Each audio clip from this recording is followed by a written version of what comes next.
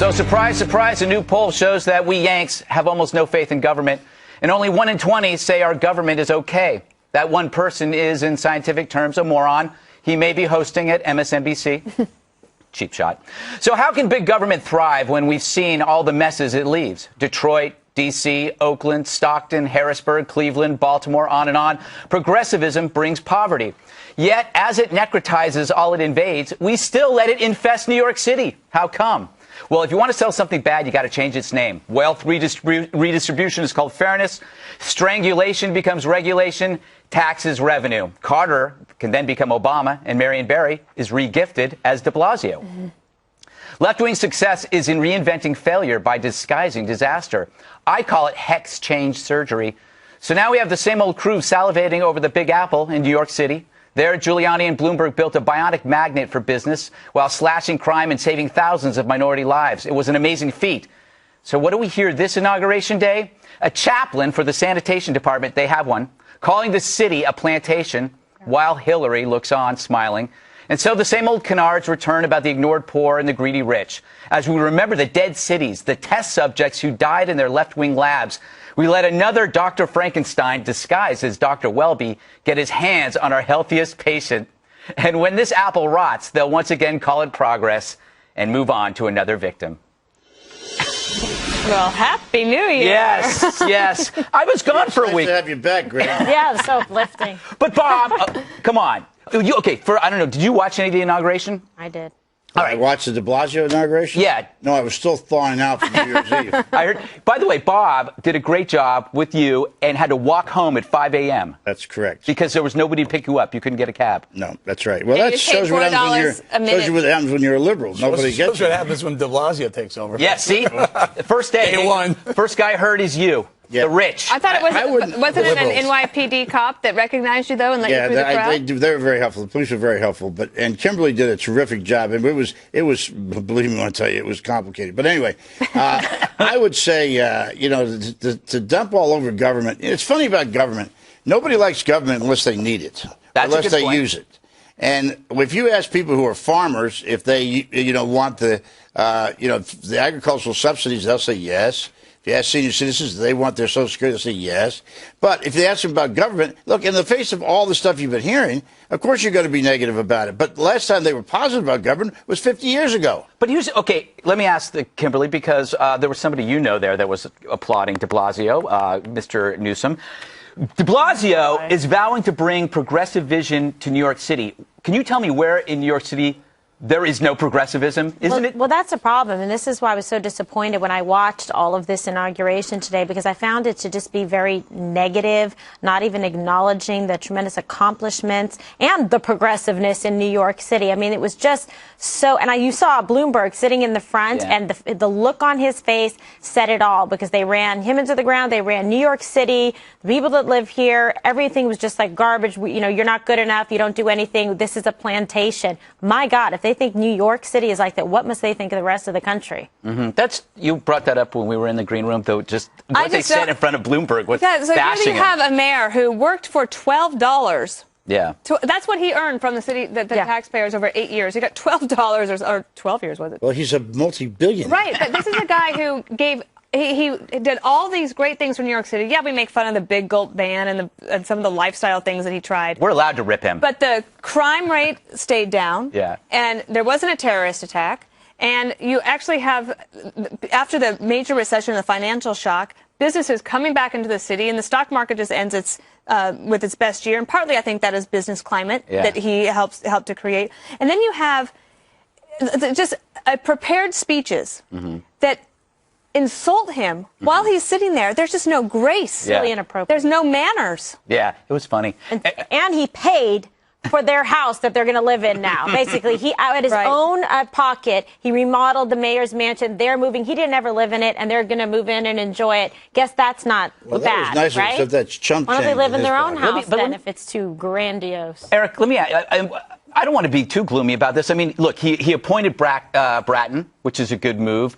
The city's not going to let him fail, or he's going to be out, right? The city's not going to let de Blasio fail? Yeah. Well, here's the problem. I don't.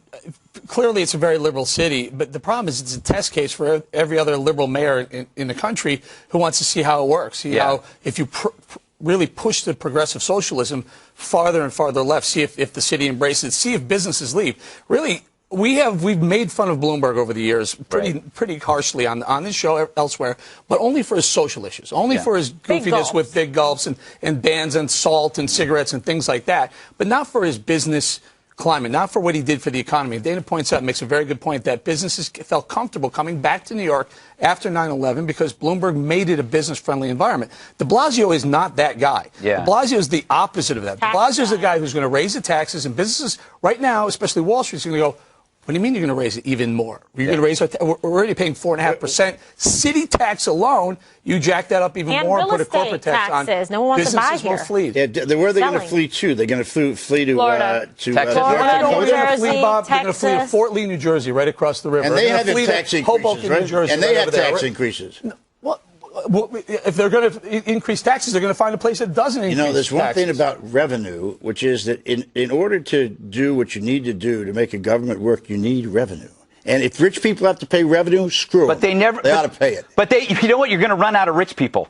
Because they're being made by the millions every year. How do you make a rich person if you keep punishing him? No, they get a much bigger percentage of what's available, and those in the middle and the bottom fall. So they pay the majority of the taxes if you look at the actual. And to the larger point of the monologue in regards to people's feeling distrust in government writ large, I think part of that is because it's not that I think that there are some rich people who have said, count me as somebody who wants to pay more taxes if they thought that the reforms were going to actually work. Right. But the problem is people are distrustful of government because big programs that try to get rammed through actually don't work. And one of the things that de Blasio is focusing on is education and pre-K through 12th grade education and free preschool for everybody. The problem is that the schools at work, the charters, are the ones that are basically going to get, the ones that are working are the ones that are going to get hurt in all of this. Right. Speaking, I want to play this sound on tape. First it's Clinton, and then it's de Blasio from yesterday, because de Blasio says something I think is interesting. I strongly endorse Bill de Blasio's core campaign commitment that we have to have a city of shared opportunities, shared prosperity, shared responsibilities.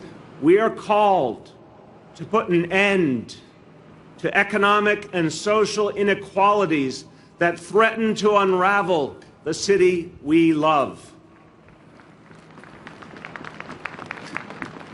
And so today we commit to a new progressive direction in New York.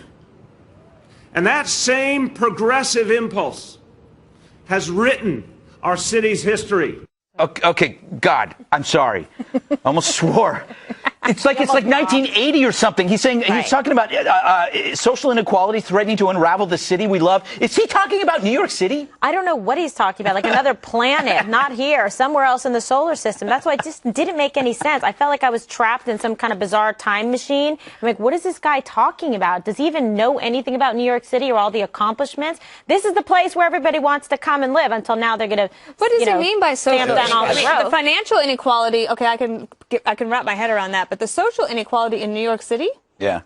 What is he talking about? I don't get it. No. Bob? Well, I just, the thing that just amazes me, when you say things like that, my dear friend, the fact is that you're talking about people want to come and live in New York. Where do they want to live? They want to live in Manhattan. They want to live in Soho. They want to live in the East Side. They want to live in the West Side. Do they want to live in the Bronx? Do they want to live in Brooklyn? When you say it's Yeah, they do. You know how expensive property is in Brooklyn? Yeah, that's exactly what you're going to say, right? Yeah, Park Slope. And if you play, look, most of the people in this city are losing ground, and the wealthy are making up more and more money. Under Obama, right?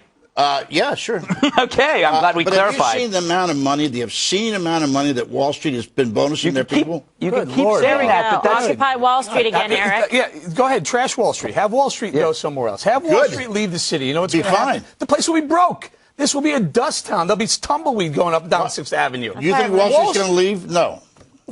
Bob, Wall Street doesn't need the trading floor downtown anymore. I got news for you. Wall Street can be any street in any country around the globe right now. They should go it's to all London. Electronic. Let's take those bankers and put them in North Dakota. Maybe they'll see other like that. North Dakota's doing great. The most friendly business environment that they can possibly find. De Blasio is saying he wants to go in a more progressive direction, which can only mean we need to tax the wealthy more. Right. That's the only thing he can talk about, because this is a socially progressive place already. Yeah. The only thing they have left to do is redistribute more. Yeah. That's it.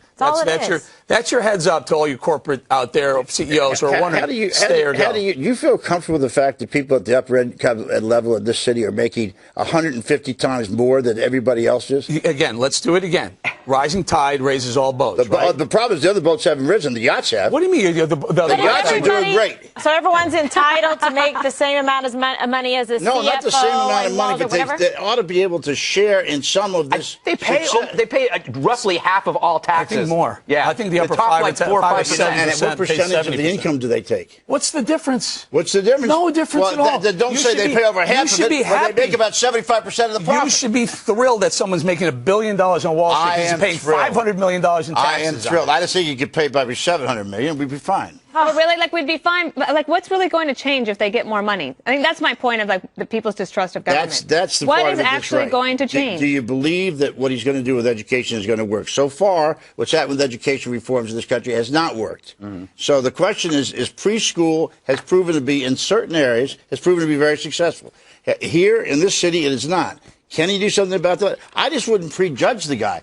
We're he's prejudged everybody else. It's not really prejudging. He's basically saying it, Bob. Yeah, we're going in a more progressive direction. We know what progressivism is. Right. Did he lay out a tax increase on you? He says he's going to raise taxes. A day in the office. Yeah, he said he'll pay higher taxes too. I know. You live here and earn here, you're going to pay a lot more. Whatever you do, don't buy property in New York. All right, we got to go. Who could, you mean actually out in Long Island, you mean, right? I'm saying in Manhattan, do not buy property out here because the real estate tax. All right. The Chamber of Commerce is going to call. I know. Okay, ahead on the 5.